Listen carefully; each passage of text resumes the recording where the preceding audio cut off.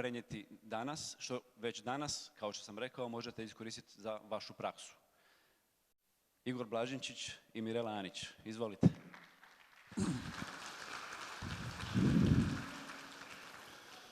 Lijepi pozdrav svima. Moje ime je Igor Blažinčić. Ovo su moji suradnici Mirela Anić, Ivan Čunčić i Sven Koletić. Danas ćemo vam prikazati jedan segment rada koji mi radimo svakodnevno u Body and Mind studiju.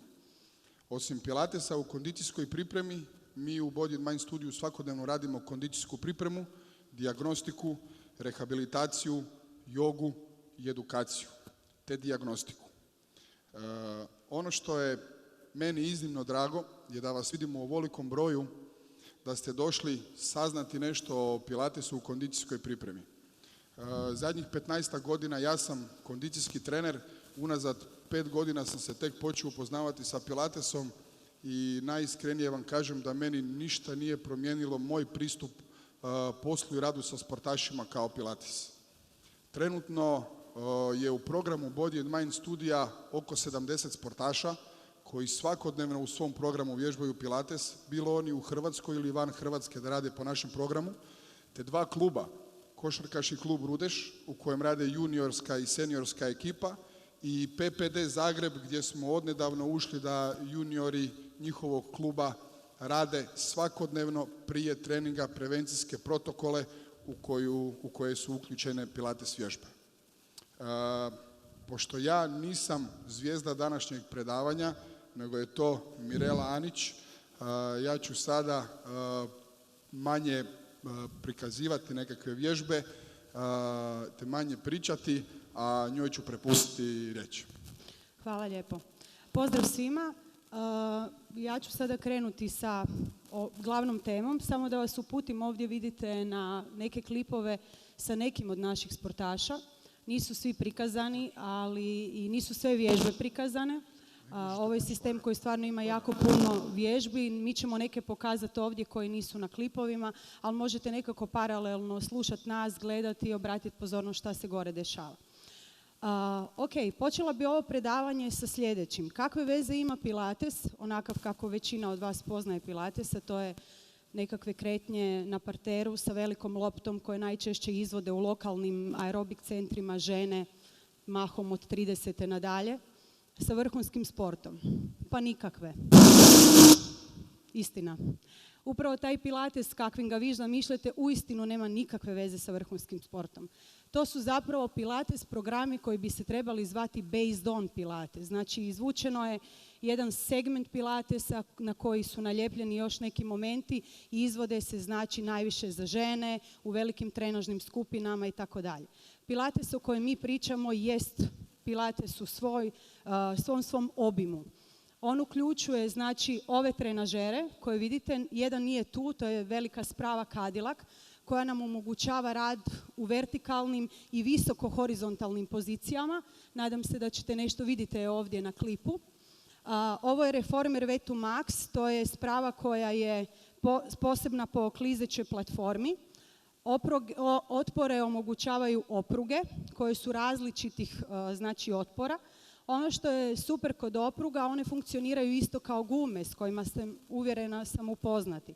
A to je da otpor gradira, od svog početka do svog maksimuma. Na taj način on uključuje praktički više trbuh mišića nego li sam zglob, što znači da vi možete raditi na povećanju jakosti bez direktnog utjecaja negativnog na zglobove.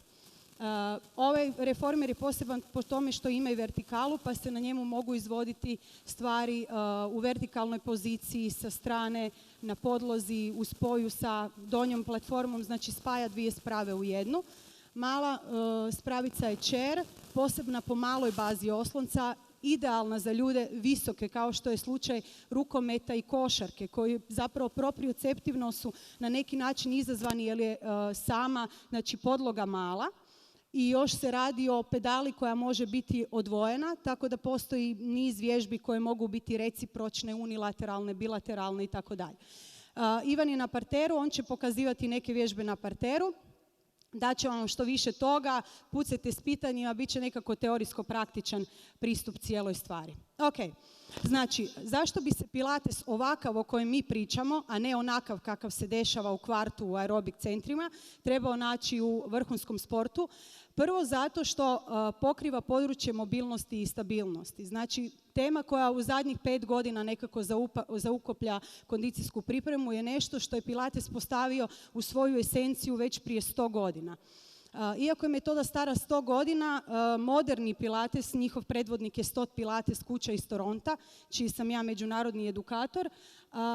Ona je na neki način prije 30 godina te stvari još profinila, detaljizirala, integrirajući nova znanstvena istraživanja o tijelu, tako da se mobilnost, stabilnost u Stott Pilatesu posebno obrađuje. Sve što znate o mobilnosti i stabilnosti stoji, samo što to Pilates na neki način još detaljnije provodi. Ono što je kod nas bitno je da svaki zglob mora praktički biti i mobilan i stabilan. Neki od njih moraju više biti mobilni, neki od njih moraju više biti stabilni. Mi u Pilatesu stvari ne generaliziramo. Svaki sportaš prvo prolazi posturalnu dijagnostiku. Posturalna dijagnostika obuhvaća znači statičku posturalnu analizu, zatim dinamičku posturalnu analizu i motoričke testove. Nakon što to napravimo, mi ćemo praktički biti upoznati sa inicijalnim stanjem sportaša, s njegovim nekakvim suficitima, primarno u području mobilnosti i stabilnosti svakog zgloba, kako u statičkim, tako i u dinamičkim obrascima. Potom ćemo vidjeti kakva su paljenja mišića. Posebno nas tu zanima područje kora, jel? Načelno obuhvatit ćemo joj sada i to. Oni pokazuju sada moment, evo Ivan radi leg release, on radi praktički mobilnost kuka, tako što provodi znači vanjsku i unutarnju rotaciju kuka integrirajući iz zglobove donjih ekstremiteta do kraja, znači uključuje se koljeno i skočni zglob, no međutim kretnja je gravitirana iz kuka. Ono što je jako bitno u Pilatesu, a to je da se radi, znači kad je riječ o donjim i gornjim ekstremitetima, radi se o tome da se traži znači proksimalna stabilnost i distalna mobilnost, što znači da on sada nastoji zadržati zdjelicu u neutralnoj poziciji, i to stabilnu, što ne znači rigidnu, već znači stabilnu, i onda radi znači onu mobilnost koja mu je dostupna. Izrazito je bitno ne raditi mobilnost koja je hipermobilnost ili koja je samo cilj povećanje fleksibilnosti. Ono što se kod nas traži je praktički educirana mobilnost. To znači koja mi je mobilnost dostupna da ju ja mogu kontrolirati. Da u tom procesu mobilizacije određenog zgloba svi mišići rade točno u pravoj mjeri. Sportaši su najčešće trenirani da budu brzi, jaki, eksplozivni, skočni i tako dalje. Njihovi mišići funkcioniraju na način da razumijevaju samo od 80 do 100% voljne kontrakcije. Ono što mi u Pilatesu pokušavamo na neki način unijeti, prvo kroz područje mobilnosti i stabilnosti, pa onda i na specifičan način kako snažimo i jačamo tijelo, je da učimo mišiće da pale i na 5%, i na 20%, i na 30%, na cijeli taj kontinuum od 0 do 100, ovisno o tome šta kretnja od njega traži. Stoga recimo u ovoj konkretnoj priči gdje se radi ponovno sagitalna mobilnost kuka u koju je uključeno i koljeno, ponovno zdjelica mora ostati stabilna, sada nema referentne točke kao što je pod, u odnosu koju bi tijelo moglo razumjeti šta je to neutral, tako da dinamički neutral on mora iznaći sam, znači proprioceptivno, motoričkom kontrolom i na taj način praktički naći stabilnost dok se kuk mobilizira. Dizanjem koljena gore smanjuje se baza oslonca, te je zahtjev spram stabilnosti zdjelice, ali i ramenog obruča puno veći. Ovakve kretnje moraju se izvoditi polagano do umjereno polagano. Zašto? Jer svi obrasci koji se rade na taj način su obrasci promjene. Vi da bi mijenjali, znači popravljali motoričku kontrolu ili mijenjali motoričke obrasce, vi morate smanjiti brzinu i tempo. Kako bi osvijestili? Prvo segmente tijela u odnosu na prostor, paljenja mišića, da se oni pale u pravom trenutku, u pravom amountu. Znači, vi morate usporiti stvari. Tek kada budete sigurni da su u umjerenom tempu svi segmenti tijela u pravom odnosu, jedan spram drugog i spram okoline, i da se svi mišići pale u pravom trenutku, u pravom postotku, vi tada možete dizati brzinu ili i otpor kako bi zapravo dalje radili na nekim drugim motoričkim sposobnostima. Znači u Pilatesu se mobilnost, stabilnost nalazi kao prva i osnovna stvar. Ako sportaš dođe u studio i pokazuje velike deficite da praktički u tome, mi ćemo se primarno, bez obzira što možda on treba raditi i na agilnosti i na eksplozivnosti, mi ćemo pustiti taj segment na stranu i prvo ćemo korigirati, znači, mobilnost i stabilnost u svakom zglobu. Svaki zglob na svaki zglob je vezan na način da ne možete izolacijski se baviti samo jednim, nego se morate baviti zapravo cijelim tijelom. I kada to radite, morate okretati tijelo u različitim varijantama. Pilates nam omogućuje rad ležanjem na leđima, ležanjem potrbuške, ležanjem na bok, klećanje, stajanje, različite varijante nestabilne baze kako u ležanju i klećanju, tako i u stajanju. Zašto? Jer različito mišiće različito pali u različitim uvjetima. Vi možete dobiti adekvatno paljenje kora u supine poziciji na podlozi, ležanjem, znači na leđima, a može se pokazati da kada vi dođete na sve 4 ili u vertikalnu poziciju ili u vertikalnu poziciju na nestabilnu bazu, da tada kor neće pokazivati dobre rezultate. Znači, ne znam, još nešto za mobilnost. Sven pokazuje recimo mobilnost ramena u sagittalnoj ravnini. Ovdje je zbog ovih kućica na reformeru moment, znači fleksije skraćen, ali to nema veze. Mi imamo varijante još nekih drugih sprava ili spravica koje nismo donijeli, koje omogućuju punu, znači, fleksiju, ekstenziju, cirkumdukciju i tako dalje. Ovdje je varijanta praktički da je, ako je moguće, zadržavamo stabilnost dijelice, ali se traži, znači, mobilnost ramena uz stabilnost ramenog obruča, zapravo lopatica. Mi ne volimo govoriti da jedno mora biti stabilno, a drugo mora biti mobilno, zapravo jer svaki zglob mora biti i stabilan i mobilan. Šta će biti više, ovisi o njegovoj strukturi, jer struktura diktira funkciju, a isto tako svaki od sportaša na neki način dolazi sa svojim, znači, inicijalnim postavkama i mi nećemo generalizirati, nego ćemo odabrati na koji način ćemo svaku od ovih, mobilnost, stabilnost u kojem zglobu mijenjati, sukladno njegovoj trenutnom stanju. Ivan pokazuje mobilnost torakalne kralježnice, što je zapravo, ima integrativni dio otvaranje pektoralisa i zatvaranje dolje. Ono što je bitno da gravitira iz prsne kralježnice, a ostatak kralježnice slijedi. Znači glava i vrat praktički prate torakalnu kralježnicu u njezinim, krivinama. Što se tiče ove kretnje, Sven je sad se preselio, znači zadržao je rameni obruč stabilan i radi iz lakta. Druga stvar zbog koje bi se Pilates trebao naći unutar kondicijske pripreme, ono što sam već natuknula, a to je aktivacija kora. Naime, u većini slučajeva u klubovima vidimo, ja sada radim, znači, sa rukometašima Zagreba, juniorima, oni su svakodnevno u nekakvim plank varijantama. Znači, reklo bi se, ti ljudi su stvarno osnaženi, oni mogu stajati minutu, 2, nemam pojma koliko, ja uopće ih ne stavljam u plank više, zato što su stalno u njemu. No međutim, kada ih ja postavim na sprave ili čak na nekakve manje i izazovne varijante na parteru, oni nisu kadri stabilizirati zdjelicu, nisu kadri uopće naći tu finoću, fine tuning, taj paljenje mišića na pravi način, finoću kretanja, znači prava mjera stvari, da se zna koji mišići, u kojem trenutku, koliko trebaju biti aktivni. Zbog toga mi radimo nekakve mrvicu drugačije varijante. Ideja je da imamo, kao što Planck govori, stabilnu zdjelicu u neutralu i da unutar toga mi pokušavamo upaliti kor. No kor se pali duboko od dubokog unita, znači tu se misli na transversus abdominis, pelvic floor, znači zdjelično, internus obligus i multifidus, u puno manjim i tišim varijantama zahtjeva nego što je Planck. To bi možda bio onaj, kako je Ivan pokazao, ležeći na leđima i samo odgurivanje noge lopte van. To se zove leg slides. S obzirom da multifidus voli te nekakve recipročne disbalans kretnje, bilo bi zgodno pritom dodati, znači, i varijantu odmicanja ruke van.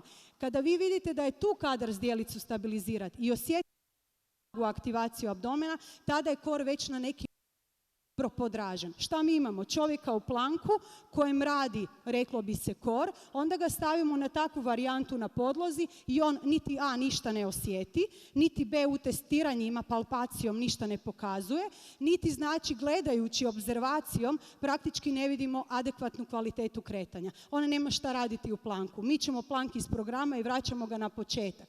Zato što kor je široka, znači jedna motor kontrol jedinica koja počinje od dubokih slojeva ka površinskim i ide skroz gore do lata i peroneusa. Stoga se na taj način mora i programirati. Jel? Počinjemo izunutra i onda širimo prema van sukladno stabilnosti i adekvatnoj mobilnosti koju tijelo pokazuje. Varijanta sa korom je naravno da ga mi ne treniramo samo kao stabilizacijsku regiju. Zašto? Zato što mi jako dobro znamo da srednji sloj abdomena, kao što su internus, externus, obligus i rectus abdominis ujedno i mobilizatori, jel? Zajedno sa rectusom koji je mobilizator više, jel? I riječ je o nekakvim fleksijama, rotacijama trupa i tako dalje. Mi imamo različite situacije u sportu, znači analizom svake sportske grane i određene pozicije unutar sporta vidjet ćemo da tijelo nikad nije rigidno. Naravno da centar mora prvo biti stabilan kako bi periferija zapravo imala taj prostor za mobilnost, kako bi razvili adekvatnu mobilnost kuka i ramena. No međutim ona ne može biti trenirana niti na neki način tretirana samo kao stability ideja. Jel? Zato se moraju naći nekakve adekvatne varijante fleksija trupa, rotacija, lateralnih fleksija i tako dalje. U tim situacijama će i naš pelvis zapravo iz svog neutrala gravitirati i prema posteriornom i anteriornom tiltu. Vi kad pogledate analizu skok šuta, jel? Znači oni praktički imaju tu varijantu. Mi imamo znači iz ekstenzije i anteriornog tilta zdjelice praktički imamo zamah prema naprijed. Znači pravilnom analizom strukture, znači kretanja, vidjet ćete da trebamo malo raširiti programiranje kao ideju. Mislim da je u tom smislu Pilates savršen. Jer ovo sve što sada vidite na neki način vam daje opcije šta se može. No međutim, sutra vi možete kupiti manual, DVD i ovu spravu i raditi stvari neće funkcionirati onako kako vas ja sad podučavam. Jer esencija stvari jest programiranje, razumijevanje, znači na temelju dijagnostike koje stvari u kojem trenutku se moraju naći u programu kod određenog igrača.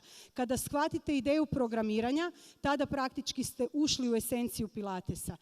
Stoga Stott Pilates škola koja upravo daje odgovore na ta pitanja je nešto što mene je privuklo svojim nekakvim zašto, zato na temelju znanstvenih istraživanja i vi kao zapravo profesionalci koji većinom dolazite s fakulteta mislim da bi bili zaljubljenici takve metode. Oni su sad prikazali par stvari, evo kralja, vidite ga, on je jedan od tih koji svakako govori da Pilates mora ući u rutinu kak se zove, kondicijske pripreme. Inače, Manchester City, jel da Igore? Manchester City je upravo kupio Stott Pilates equipment i uzeli su edukaciju od Stott Pilates škole i integrirali u svoju, kak se zove, kondicijsku pripremu to. Ono što je super, ne znam sad, nisam gledala cijelo vrijeme, postoje momenti u kojima znači radimo gdje je mobilnost i stabilnost temeljna, ali zapravo vi to dižete dalje gdje se zahtjeva visoka razina jakosti, propriocepcije i balansa. I praktički možete raditi visoko intenzivne pilates treninge onda kada su sportaši spremni. Znači, ovisno koji dio trebate, u kojem trenutku, ovisno o periodizaciji programu, Pilates će vam dati opcije. To je sistem od skoro 3000 vježbi na različitim trenažerima koji mijenjaju ne samo varijacije po intenzitetu, nego varijacije za različite posturalne, ajmo reći, ili tipove ili različite posturalne deficite i tako dalje. Pokazat ćemo vam još nekakve sport specifične stvari koje istina Bog ne dolaze od Stott Pilates škole, to je moja nekakva varijanta, zato što Pilates vam mora ući više u opću kondicijsku pripremu, jel? Da postavi temelje, to vam je kao da imate brzi auto, jel? Koji je dizajniran za trke, ok? To je Igorova zgodna, on voli te muške boks, auti i to. Znači, varijanta je sljedeća, da vi ako imate auto koji je brz i dizajniran da funkcionira na trke, vi ga ne možete samo trenirati da vozi brzo. On mora na neki način mijenjati, šta mora mijenjati? Svječice? Jel? Tako je, staviti jače gume, staviti bolji ovjes. I mislim da je to jedan od najvećih problema u radu sa sportašima. Moje mišljenje, tražimo od njih ono što je Mirela rekla na početku. da su snažni, da su brzi, da su eksplozivni, da mogu brzo trčati, da mogu raditi brze promjene pravca kretanja, a njihova tijela jednostavno na to nisu spremna. Gotovo svaki sportaš, usudim se reći 95% sportaša koji dođu u naš studio, gotovo svi imaju jednake probleme. Njihova tijela jednostavno nisu spremna za specifične sportske kretnje i za visoko intenzivan trening i visoko intenzivnu igru. Nama dolaze, imamo jako velik broj mladih sportaša, 11, 12, 13, 14, 15, 16, 17 godina. Njihove posture su katastrofalne, usudim se reći sramotne. Njihove zdjelice, kukovi, kralježnica, lopatice, to je sve u jako lošem stanju. Od njih se traži da oni uistinu budu odlični na sportskom terenu, ali oni to jednostavno ne mogu. Prvenstveno njihova postura to njima ne dozvoljava. Drugo, kor im nije aktivan. Ono što je Mirela rekla, nama dođe sportaš u studio, čak i stariji, 20 i nešto godina, ja ga namjerno stavim sa 2 žene koje rade u pošti, koje su naše dugogodišnje klijentice, on doslovno ne može odraditi 10 minuta pilates treninga. Tako da pilates trening je uistinu jedan visoko inteligentan i visoko intenzivan i jako zahtjevan trening ako ga se mudro aplicira, ako ga se koristi na jedan inteligentan način, a mislim da je to jedna od bitnih stvari da mi napokon krenemo pristupati našim sportašima na taj način. Hvala. Naime, o čem se radi? Sad sam se zamislila gledajući malo tu Rudija. Ono što je bilo interesantno radeći s njim i nekakvim našim posjetima u NBA-u, mi smo vidjeli gotovo cijeli pilates parter oni rade kao pripremu za svoj trening. Bilo je nekakvih varijanta i joge. Joga se ne radi do kraja zbog toga što može biti zapravo prezahtjevna u smislu tih nekakvih zahtjeva spram hipermobilnosti od sportaša, ali neke varijante se mogu uzeti i pomoći će dinamičkoj fleksibilnosti igrača inicijalno prije nekakvih drugih treninga. I vidjeli smo zapravo, ako smo stali, vidjeli smo da njihovi kondicijski treneri su upoznati s pilatesom i oni ga primjenjuju svakodnevno u radu sa svojim košarkašima.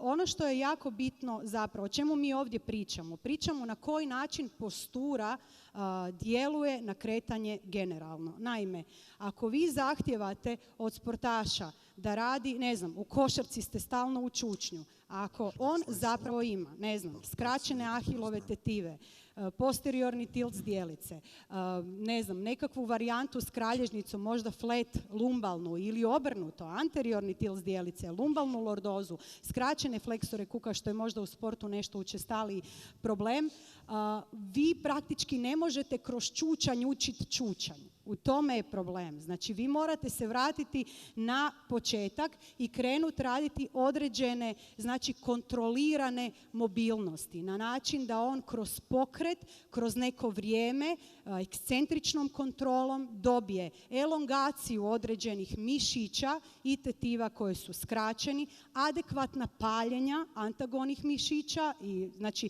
dobar balans agonista i antagonista i na taj način, ajmo reći, dinamički korigirate posturu. Šta to znači? Možda ona neće iz svoje hiperekstenzije doći u neutral pa biti vama zahvalan vježbač, ali ono što će se desiti, smanjit će se spazmatičnost erektor spina, aktivirati se dinamički abdomen na pravi način, dobit ćemo taj jedan kontrolirani elasticitet u pokretu i takav klijent, takav sportaš će biti kadar poslušati nekakvu zahtjevniju dinamičku kretnju, dodati u to brzinu i da to sve na njega ne legne loše na kraju krajeva. U čemu je fora? Ne samo da oni danas budu bolji, nego da oni traju, da oni budu sutra bolji, da imaju što manje ozljeda. Znači, mi možda ne možemo prevenirati sve ozljede u sportu, ali svakako pristupom treningu koji je baziran na posturalnoj dijagnostici prvo, pa onda dalje na dijagnostici, mi možemo utjecati da se reduciraju ozljede.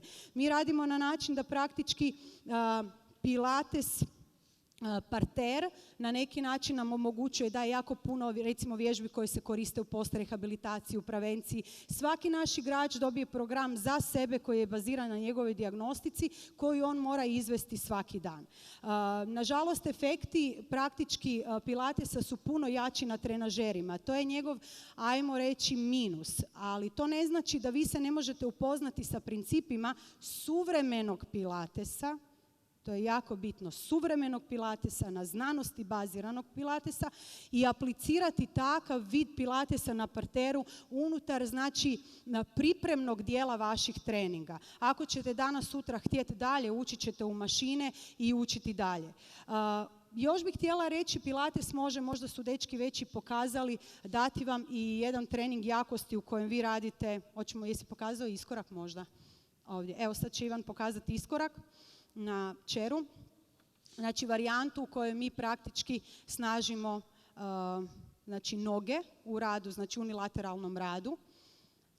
Gledamo naravno na alignment ili poravnanje, na koji način su kuk, koljeno, u liniji sa drugim, to je trećim prstom stopala. Da li znači abduktor i aduktor grupa mišića osigurava stabilnost lateralno nozi, na koji način je odnos strupa u odnosu na nogu, gdje je očište, kakav je dah. To su neke varijante i vidite ritam kojim on radi. Načelno možda samo točkicu brže, ali mi nikad više ne bi ubrzavali. U pilatesu smo mi uvijek maksimalno oko nekakvog umjerene tempa kretanja, jer nam ono omogućava čišćenje obrazaca. Jel? U smislu, ispravi poziciju kralježnice, stabiliziraj više lopatice, pogledaj tamo, uključi više ovu ili onu muskulaturu. Ovo je recimo jedna zgodna vježbica koja praktički potpomaže elongaciji ahilove tetive, mobilnosti, znači skočnog zgloba. Ujedno postavlja zdjelicu u novi zahtjev stabilnosti, jer šta je varijanta? Fora je u tome da se sportaši jako brzo adaptiraju, to znate i sami. Sistem koji vam nudi oko 3000 vježbi i podvarijacija je nešto što ono must have i naravno uz nekakvu vašu kreativnost i dobro poznavanje materije, jer ćete dodati jako puno nekih drugih opcija, je bitno da oni praktički konstantno budu izazivani na novi način sa ciljem da budu što bolji, što stabilniji, što mobilniji, što zapravo jači i fleksibilniji, da mogu odoljeti zahtjevima igre. Pilates je savršen regeneracijski trening, savršen pripremni trening za nekakav ACQ razvoj, postrehabilitacijski trening, tako da zapravo i može biti sport specifičan. Mi smo se malo poigrali, to jest ja sam gledala nekakve strukture, pošto sad već radim 4 godine sustavno sa sportašima, i isključivo sa njima i mahom su to nogometaši, košarkaši i rukometaši. Pa smo se ako mogu se samo nadovezati. Naši sportaši obožavaju doći dan poslije utakmice na pilates. I njihova nekakva definicija, kada ih ja pitam kako se osjećaš kada dođeš dan nakon tekme, oni kažu osjetim kao da me pilates vratio u život, kao da meni je nakon utakmice tijelo raštimano, pilates me je vratio, kao da mi je stavio nekakav korzet oko mog tijela, kao da mi je zašarafio sve moje šarafe. Ja opet od tog dana normalno mogu ući u normalan intenzitet treninga u svom klubu. Tako da oni jednostavno, njihov feedback je nevjerojatan i oni konstantno ispituju kad će pilates, kad će pilates, kad će pilates. Ispočetka su imali jedan odmak od toga, pošto postoje te nekakve loše predrasude što se tiče pilatesa, da je pilates za žene, da je ovakav, da je onakav. Nakon što sam ja prvi put probao pilates kao i oni, ja sam se jednostavno u njega zaljubio. Zašto? Ja sam svoje tijelo uništio sa košarkom, sa boksom, sa 25 godina treniranja. Sada prvi put u životu radim trening koji me ne uništava. Znači radim trening da sam nakon sat vremena, sat i pol treniranja, ja se osjećam zdravo, osjećam se fit, osjećam se ok. Isto tako je kod njih. Tako da mislim da je pilates jedno uistinu od najboljih rješenja za involvirati ga u kondicijsku pripremu. Da, ono što je dobro, kad sam radila recimo s Rudijem, on je imao još ovdje reprezentaciju i bilo je zapravo varijante, ovo je jedna od sport specifičnih momenata, igrala sam se s tim situacijama, s nogometom, sa košarkom, sa rukometom, to su bile nekako tri, uglavnom nekakve moje To je bio izazov kako spojiti svoje 16-godišnje poznavanje i edukaciju Pilatesa sa kondicijskom pripremom i ušla sam zapravo uz Igorovu zapravo mentorstvo i fakulteta naravno u strukturu igre i svake pozicije i razrađivala sam niz tih nekakvih sport specifičnih varijanti koje se opet rade polagano, tako da zapravo na onom što daje Pilates dodali smo još neke momente koji bi bili dobri za najčešće rad, dinamička stabilnost, propriocepcija, tako nešto. I dalje smo zadržavali umjereni tempo. Sad ću vam pokazati još jednu varijantu koju smo radili u nogometu. Ono što sam htjela reći, recimo, to je bilo sa Rudijem radeći, bio je uvijek strah, jer Pilates može biti izrazito intenzivan. Znači, pošto je on već prošao jako puno tih nekakvih mobilnost, stabilnost korekcija i provodi ih sustavno i u NBA-u, mi smo nakon inicijalnog mobiliziranja, stabiliziranja praktički radili tonizaciju i jakost cijelog tijela. On je bio u određenim trenucima ostajao bez daha i govorio nemoj molim te da dobijem muskul fiber, da se upalim, ne smijem sutra, imam repku, imam ovo. Uglavnom varijanta je, naravno morate znati dobro programirati, morate razumjeti kako se Pilates slaže, kako se sloj po sloj pali, to je izrazito bitno i zato rad sa sportašima što se tiče Pilatesa treba ostati najeduciranijim Pilates trenerima ili da vi sami kao neko ko razumije kondicijsku pripremu uđe u tu edukaciju. Varijanta je bila da se on nakon svakog od tih treninga nikad nije upalio, došao je drugi dan lakši nego prvi dan i stvari su funkcionirale. Sa Josipom Valčićem recimo koji je došao zapravo kod nas na nekakvu postrehabilitaciju i ostao je dalje kad je i krenuo na tjecateljski njegov dio. Znači njegova su, s obzirom da je njegova kvaliteta i motorička kontrola neprikosnovena, on ko da je od Jozefa Pilatesa unuk, jel? Znači on funkcionira na način da vi njemu pokažete jedan pokret, vrlo složene kretne strukture koje on nikad u životu nije vidio i u povoljnom tempu, uz povoljnu kontrolu on napravi taj pokret odmah. Njegovi feedbackovi su savršeni, znači kako se osjećaš nakon Pilatesa. Evo vidimo ga tu gore, na ovo je baš sa Josipom Valčićem, jedan trening klasičan Pilatesa sa Mirelom. Mislim, nisu baš sve stvari klasične, neke su i moje varijacije, ali to se i očekuje od nekoga ko je posvetio doslovce svoj profesionalni život jednoj metodi, da na neki način svoju kreativnost u službi funkcionalnosti konkretnog igrača i razvije. Ne? Varijanta je bila da je njegov feedback bio, znači ja moram doći prije utakmice na Pilates jer jednostavno me on potpuno složi. Naravno, on još mora raditi s obzirom na svoju ozljedu na nekim drugim stvarima, ali što se tiče ovog primarnog, mobilnost, stabilnost, dinamički balans, znači paljenje kora, razumijevanje, znači pravih pokreta u pravom trenutku, on je apsolutno ono vrh. Ne? Ovo vam je, imamo puno starijih sportaša, dosta nogometaša i košarkaša koji su završili karijeru i tko god probao Pilates, svaki od njih kaže joj, da mi je bar Pilates bio prije 10-15 godina, sigurno ne bi imao toliko ozljeda u karijeri. Da, sad se najnovije Boško Balaban je rekao da je Pilates otkrivenje, samo evo malo kasno došlo. Ovo vam je primjer horizontalne pliometrije. Postoji varijanta da se radi na trampolinu. Šta to znači? Znači vi znate da rad u horizontalnim uvjetima u odnosu na vertikalne smanjuje znači utjecaj eksternih sila na tijelo. Fora je u tome da recimo kada želimo čistiti obrasce doskoka, kada želimo praktički krenuti u post-rehabilitacijskom momentu u pliometriju, a da još ne razvijamo skočnost vertikalno, tada praktički stavljamo tijelo u horizontalne uvjete. Ako bi bio trampolin ovdje, tada bi upravo ti doskoci i odskoci bili zapravo još laganiji, povoljniji su ako je riječ bilo o nekakvim ozljedama donjih ekstremiteta. Tvrda ploha će biti nekakav metodski korak naprijed prema onome što bi se znači radilo na normalnom parketu. Tu se mogu raditi koje kakve varijante sunožnih, jednonožnih, recipročnih, znači najizmjeničnih momenata, s tim da ima i varijanta da se u sve te stvari doda i kor. Ne samo u smislu stabilnosti koje on sad održava, nego i u smislu aktivacije, točnije mobilnosti trupa. Jel možeš ono pokazati sa handridom? Please. Ostavit ćemo. Znači, kod Pilatesa je fora što ti za vrijeme izvođenja gotovo svake vježbe kor mora biti maksimalno aktivan.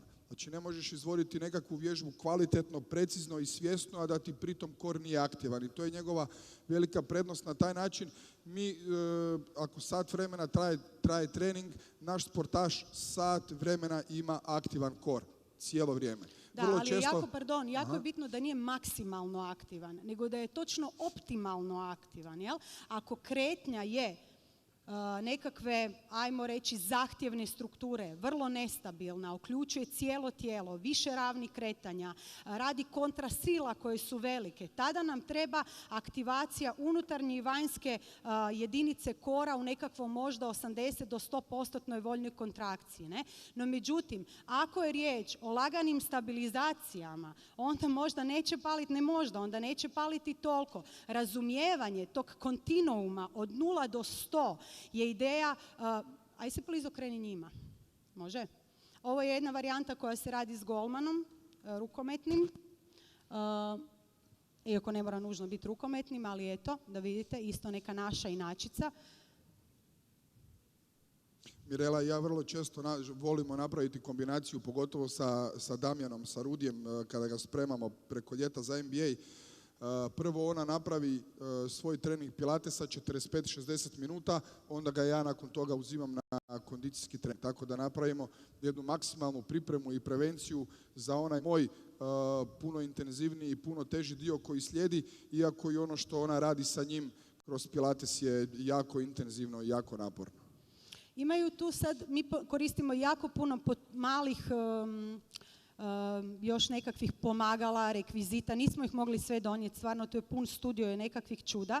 Jedni od, ajmo reći, pomagača u tom kao nestabilnosti koju osigurava baza su rotacioni diskovi. Vrlo zgodna stvar, znači da nije samo stvar nekakve ovako nestabilne baze, pa varijante toga, što može biti na čeru se koristiti, može na reformeru, a pokazat ćemo vam i neke vježbe na podu, gdje se praktički, znači sama baza je tvrda, ali izaziva ovo. Znači varijanta je da praktički lateralni mehanizam, naravno i medijalni, znači mišiće postrance koje ide uzduž donjih ekstremiteta mora raditi adekvatno kako bi osigurala, znači to je ista ona vježba, sad je vidite u drugim uvjetima. Ono što je tendencija, posebno kod nogometaša, da će dolaziti do vanjske rotacije, zato što imaju vastus lateralis dominantniji. Ono što je izrazito bitno u ovom tu situaciji je praktički održati dobro poravnanje zglobova donjih ekstremiteta. Mi svakako u dobrom programu bi vjerojatno inicijalno aktivirali u jednostavnijim, znači u supine poziciji aktivaciju cijelog kvadricepsa sa fokusom na vastus medialis, potom bi radili aktivaciju glutealne regije cijele sa abduktorima i aduktorima, naravno paljenje kora inicijalno kako i priliči i onda bi praktički stavljali stvari u nekakav zahtjevniji obrazac. S obzirom da ja bi vam voljela dati neke vježbe, bez obzira nek se ovdje sve održava, tako da vi stičete dojam kako to može izgledati. Ja bih vam htjela dati neke vježbe koje možete već sutra sa sobom, sa svojim igračima ili sa svojim klijentima odraditi, pa ćemo pokazati nešto na podlozi, može? Uzet ćemo circle. Circle je dobra varijanta. Ono što circle pomaže je ne samo za aktivaciju aduktora i abduktora kada postavljate noge unutra, nego omogućava paljenje prednjih stabilizatora lopatica. Znači, to je varijanta, vrlo često se mi nađemo u nekakvim uporima gdje očekujemo da će serratus anterior raditi svoj posao kao jedan od dominantnih stabilizatora prednjih lopatica. No, međutim, vrlo često imamo situaciju da su lopatice toliko narušene, vrlo često imamo te leteće lopatice, anterior tipping, gdje je cijela lopatica znači, nagnuta prema naprijed, medijalne rotacije ramena, 100 čuda. Vi ne možete popravljati posturu najintenzivnijim vježbama. To tak ne funkcionira. Znači, morate stvari izvući iz konteksta, dovesti ih u jednozglobne pokrete, u manje zahtjeve, nekakve, znači manje intenzivne zahtjeve i tako dalje. Varijanta za aktivaciju, znači pectoralisa serratus anteriora za, znači, potpomaganje stabilizatora lopatica s prednje strane bi bilo, znači, da radite sa cirklom, držite ga stisnutim i tako dalje. Imate varijantu da to dodate u trbušnjak, pa ćemo leći dole. Ok. uzet ćemo ovo. Ovako, noge recimo možete zadržati na podlozi. Kada su noge na podlozi nema potrebe da vi radite tilt zdjelice. Zašto? Zato što praktički pokušat ćete zadržati neutral zdjelice uz aktivaciju dubokog kora, onda kada smo u zatvorenom kinetičkom lancu. Ono što je bitno, kod nas vam je i ono što miruje i ono što radi mora biti točno dobro i jasno pozicionirano. Vi ne možete pustiti noge da bilo kako stoje. Imate dvije varijante. Znači, ili staviti nekakav spacer, to jest nekakvo pomagalo koje će potpomoći da se praktički uključi prava muskulatura i održi poravnanje zglobova na svom mjestu, ili ćete zapravo radeći na tim mišićima već dobiti tu nekakvu kontrolu. Sada ćemo zadržati noge dolje, zdjelicu u neutralu, rukama ideš prema ušima, udah napraviš pregib lakta prema prsima i na izdah napraviš up prep, torakalnu fleksiju, to. Udah ostaješ u poziciji, lagano širiš lateralno dah i na izdah long way down. Tako. I tu nalazimo znači neutral, na izdah torakalna fleksija koju prati vratna. Kao što vidite, njegovo očište je negdje otprilike tu. Zašto? Znači u Pilatesu se poštuje jedan od principa, a to je da glava i vrat uvijek prate torakalnu kralježnicu u svom nekakvom hodu. Jel? Na taj način ne radimo da nam je glava izbačena vani u hiperekstenziju, što je vrlo često kod igrača. Vidjet ćete da im glave stoje naprijed i uz to imaju hiperekstenziju vrata. Već znači ona goes along, ide zajedno sa torakalnom krivinom. Njegov pokrit je došao znači iz trbuha. Druga varijanta bi mogla biti, znači blago možemo konektirati obliguse malo više, tako da smo sigurni. To je znači varijanta gdje ne guramo leđa u pod, već samo pozovemo obliguse malo više u stabilnost. Primjenjujemo ih često kod igrača, zato što od njih 10, 9 ima povećanu lumbalnu lordozu. Ja? Znači aktiviranjem više obligusa, bez zabijanja leđa u pod, dignemo jednu pa drugu nogu gore. Ok, udahnemo i na izdah se digneš gore u up prep. Ok, možeš držati opet rukama ovo, sada ćeš staviti ruke malo prema van. Kako su se ruke stale gore, ono što se mora desiti je blaga elevacija ramena, ali uz potisak, znači blaga, mrvicu manje od toga, ok.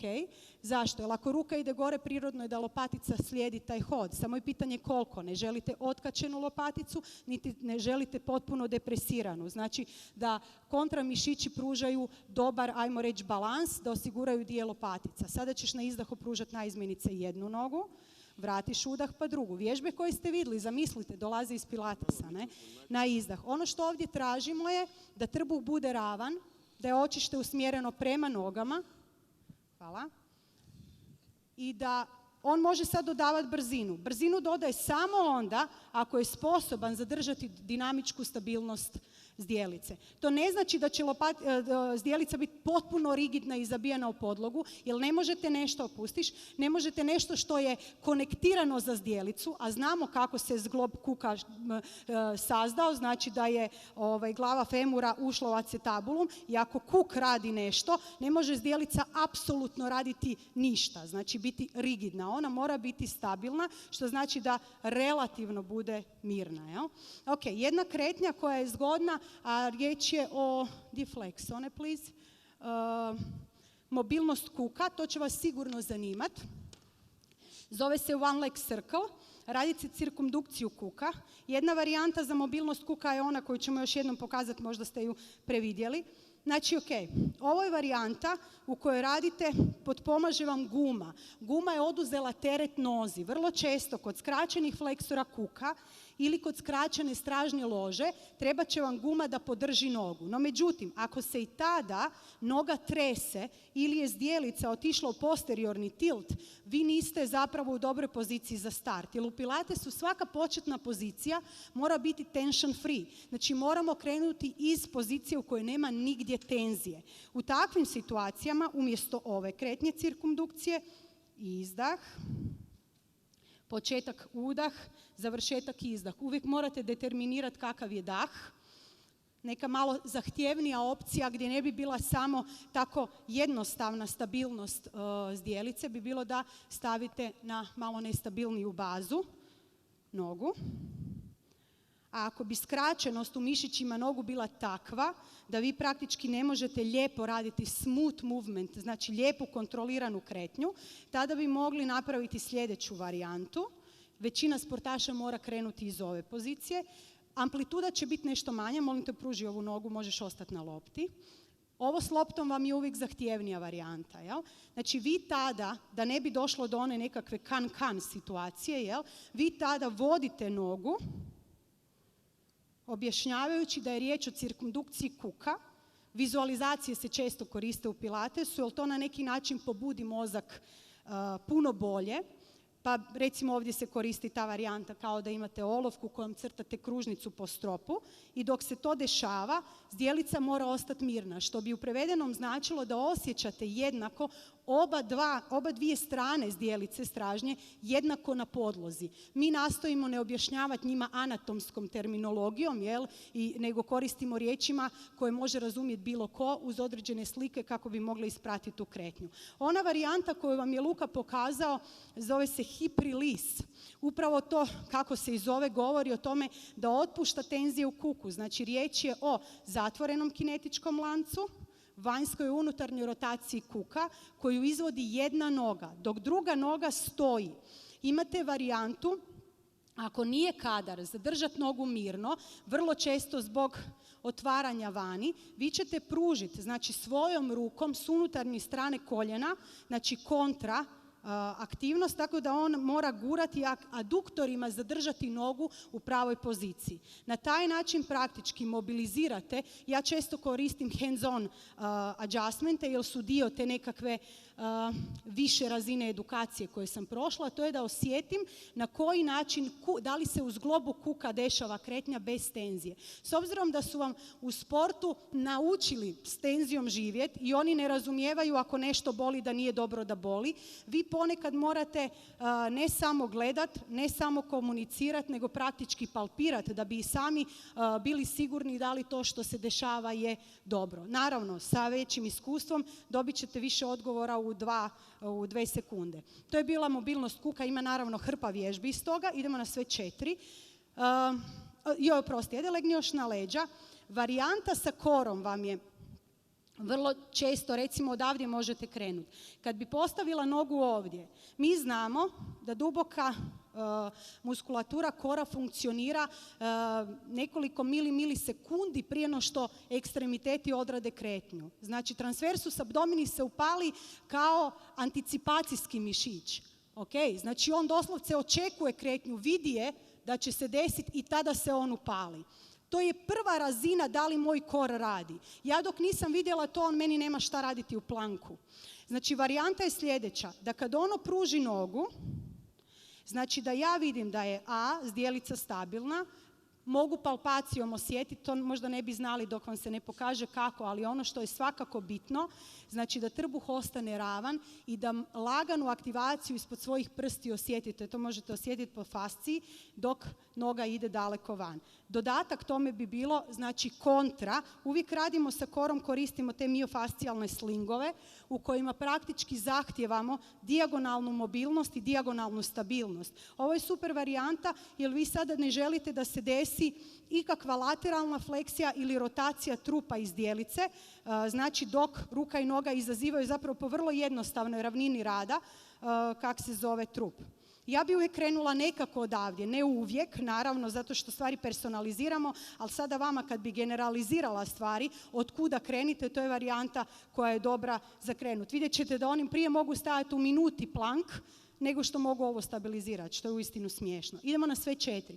Na sve 4 je već jedan onako nivo mrvicu iznad.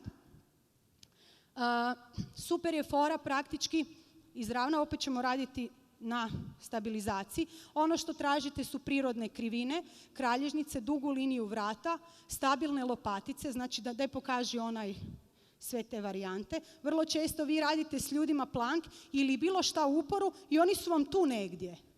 Znači oni inicijalno uopće nisu dobro postavljeni. Znači varijanta je da vi morate vidjeti ili palpirati, znači doslovce cijelu liniju lata, teresa serratus anteriora primarno i laganu budnost romboida negdje daleko, iako imamo protrakciju, ali fora u tome da antagoni mišići moraju biti budni, oni imaju tu nekakvu kontrolu cijele priče. Ok, duga linija vrata, u ovoj situaciji ponovno ako uspostavite leg slides, najčešće će vam se desiti da će propadati zdjelica dolje. To je ono u 100% slučajeva, znači čak nije 99, u 100% slučajeva. Razlika je sad u kojoj su oni stupnju motoričke kontrole, da li će nakon prvog verbalnog znaka o ispravljanju konkretne greške biti kadri odmah to ispraviti. Tu se oni razlikuju. Naravno, nešto je i urođeno, nešto je dobrim ili lošim treninzima odrađeno.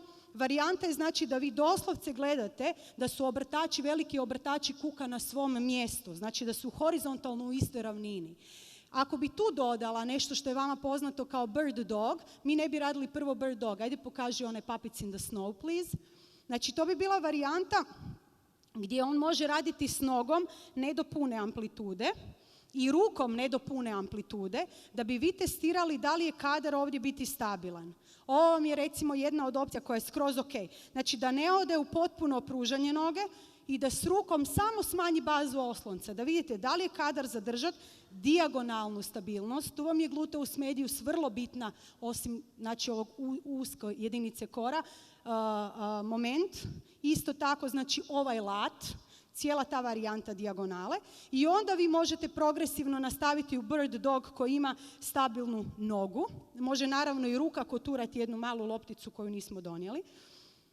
I onda naravno možete otići u suprotna ruka noga koju vi znate. Mi često puta viđamo da su oni radili suprotna ruka noga negdje u svojim klubovima, ali radili su toliko loše da je bolje da nisu radili. Jer ove vježbe rade, imaju efekta na tijelo, mijenjaju motoričke obrasce.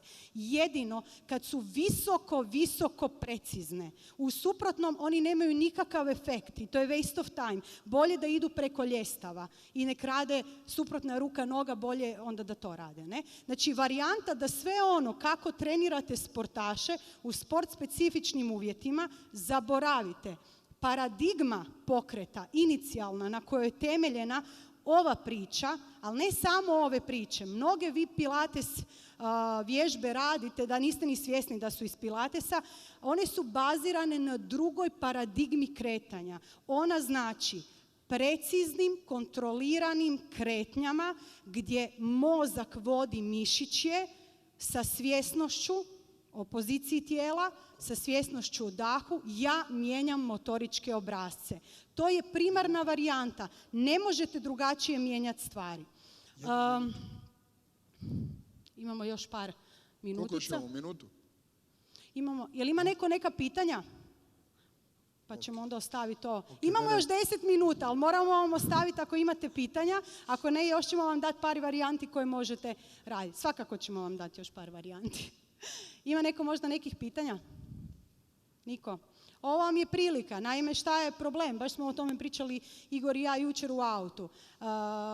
Ako želite nešto o pilatesu doznat, da li bi možda on došao u nekakvu zonu vašeg interesa, osobnog, profesionalnog i tako dalje.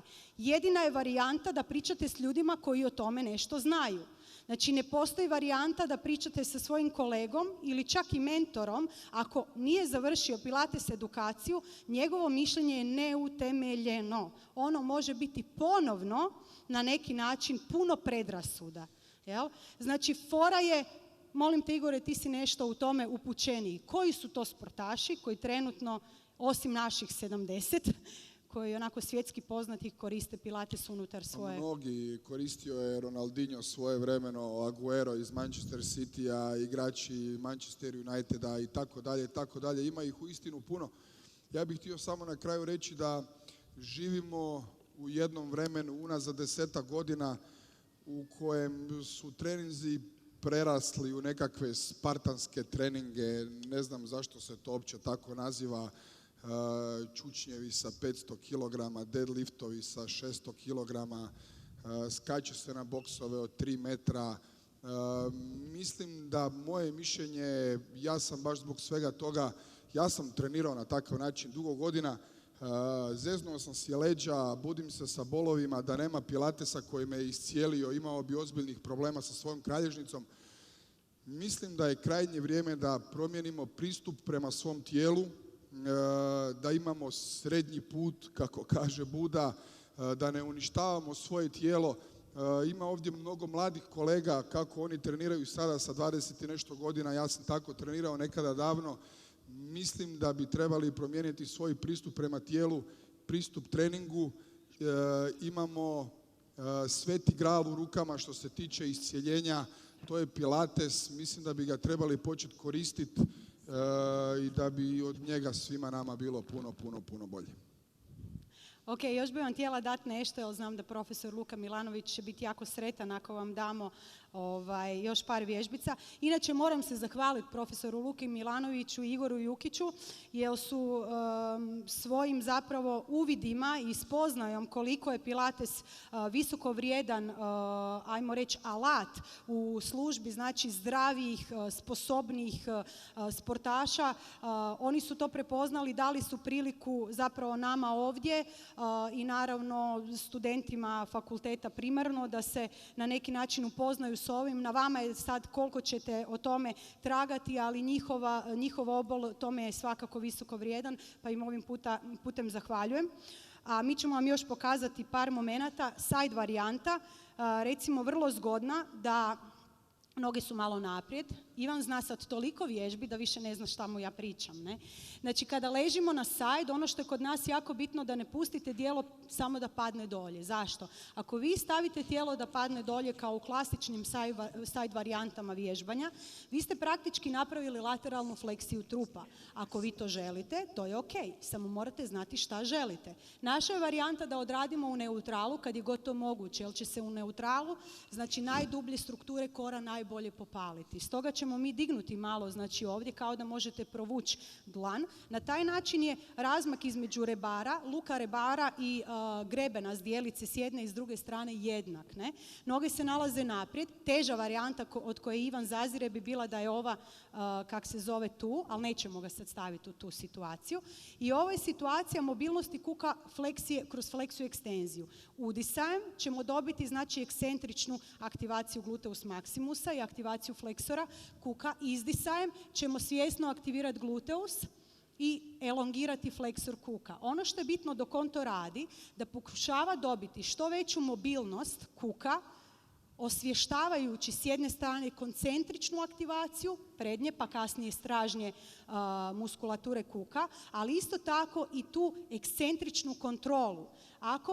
Ono što je jako bitno, da on tako radi kroz kuk, uzimajući što veću amplitudu, da trup ostane u neutralu relativno stabilan. Ako bi veći fokus bio na gluteusu maximusu, što je najčešće slučaj jer su inhibirani u tom segmentu, vi možete pružiti kontraotpor. Znači, nadam se da me vidite, malo sam u nekoj čudnoj poziciji i na izdah idemo van. Ono što i dalje gledate je prvo centar, na koji način je centar kadar stabilizirat i onda gledamo periferiju. Ja bi rađe napravila da smanjim amplitudu, ali da dobijem praktički povoljne odnose između trupa i ekstremiteta. To je recimo jedna varijanta. Situacija za aktivaciju abduktora. Vrlo često imamo predominaciju tensor fascije latea, jel? I naša ideja i naša najveća želja je aktivacija gluteus mediusa. I onda vidimo hrpu guma i side walkova u 500 miliona ponavljanja. Ponovno treniramo te mišiće na način koji će isfavorizirati tensor fascije late. Znači, morate smanjiti intenzitet, manje je više, jel? Znači, ako je tensor fascije late predominantan, ako stavite previše gume, on će vam se opet prvi upaliti, jel? Znači, varijanta je da napravite manju amplitudu sa manjim podražajem. Ova nekakva situacija u kojoj svakako nemojte nogama ići naprijed, jer će tensor fascije late dobro komunicirati, to jest dobro će se paliti u fleksiji kuka. Pokušajte se zadržati ovako i praktički radite samo male otklone. To je nekakva varijanta, ja bi radila bez gume. I varijanta, znači gdje imamo kneeling, savješ koljeno. Jeste vi to pokazali na reformeru isto? Te su sve vježbe na reformeru još puno učinkovitije. Ovu situaciju znate, dizanja gore. Ono što je jako bitno, manje od toga. Ja ne bi dignula toliko koliko je on digao, jer od 2/3 pokreta nadalje će mi se opet tensor fascije početi paliti. Znači do tud. Dobro? Do tud gore. kada počne trnut noga, mi smo otišli već previše. Bez gume radite ovo. To je varijanta. S tim da radite konstantno kontrabalanse, vanjski i unutarnji. U pilatesu se znači konstantno rade agonisti i antagonisti, kako bi na pravi način zapravo smanjili te spazmatičnosti u određenim regijama, rebalansirali mišiće i zapravo polučili to da tijelo samo iznađe određeni balans i elasticitet. Nadam se da smo vam dali par vježbica koje možete ponijeti sa sobom. Ima ih hrpa. Ako imate još nekakvih pitanja, možete nas uloviti na faksu ili na Facebook nas pronađite. Mi smo uvijek otvoreni za to. Još jednom, ako koristite pilates čak i fragmentalno, radite ga polagano i kontrolirano i o pilatesu slušajte samo od ljudi koji stvarno pilates poznaju. Hvala vam lijepo na vašem prisustvu. Hvala lijepo.